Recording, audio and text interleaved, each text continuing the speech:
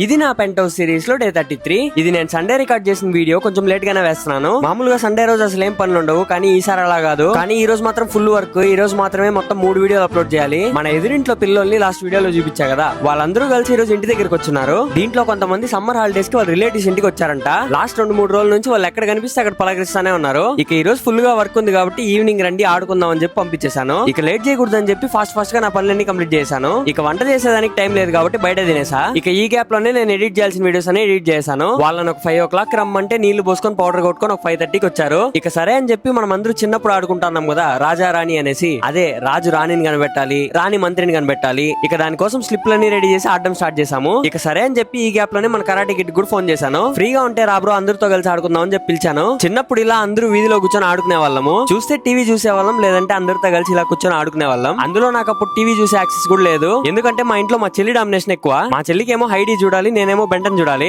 ఈ ప్రాసెస్ లో ఏదో గొడవ ఖచ్చితంగా జరుగుతుంది. ఇంకేముంది, కొంతసేపులో డమాల్ డిమిల్ స్టార్ట్ అయిపోతుంది. ఇక ఇదంతా ఎందుకని చెప్పి టీవీలో ఏం పెడితే అది చూసి పడుకునేస్తాను. ఈ రోజు చిన్నప్పుడు చేసిన విషయాలని గుర్తొచ్చాయి. ఇక నైట్ కూడా బయట వెళ్ళి తినేసి పడుకునేసాను. ఈ రోజు వీడియోకి ఇంతే ఫ్రెండ్స్. అయితే నెక్స్ట్ వీడియోలో చూద్దాం.